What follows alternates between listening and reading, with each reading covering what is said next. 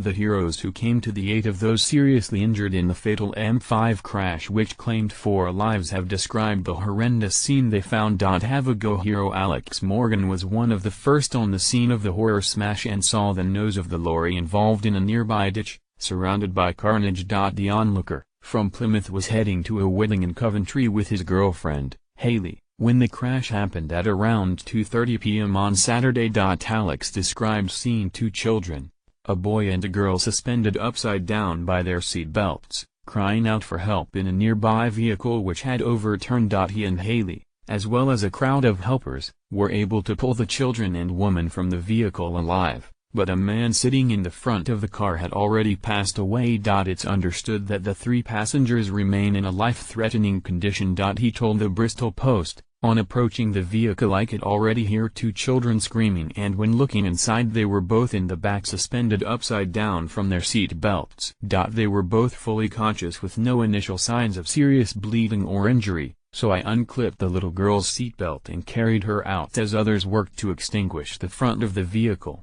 We took them up the bank and along the bank away from the vehicle so they could receive first aid from paramedics who arrived extremely quickly on scene. At this point I and a handful of others were attempting to get a response from the woman who was in the front of the vehicle. I could see just from looking through that the adult male was sadly already dead due to the damage to his side of the vehicle. However, another man checked his pulse from the rear of the cab and I attempted to feel one myself from the front, to no avail.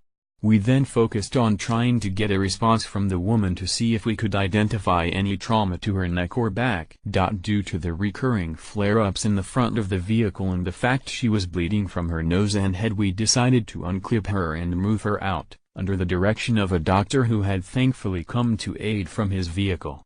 Sadly, there was nothing anyone could do for the man and the car was covered soon after to prevent distress from onlookers.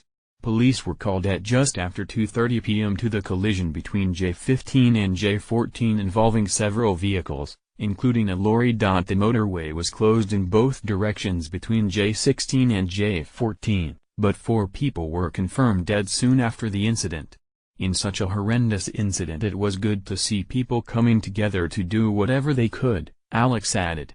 I did what anyone else would have done if they had been the first to the door of that car. Everyone was fantastic and the emergency services response was very quick indeed.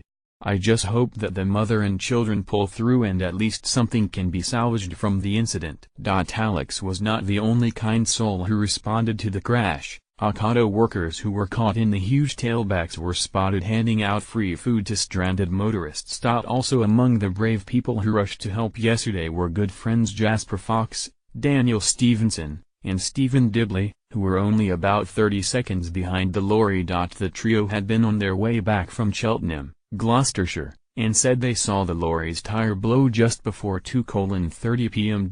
Jasper told Bristol Post, "We were only a short distance behind the lorry and from what we had seen, it had a puncture, lost control and it veered right through the central reservation and into the other side of the carriageway.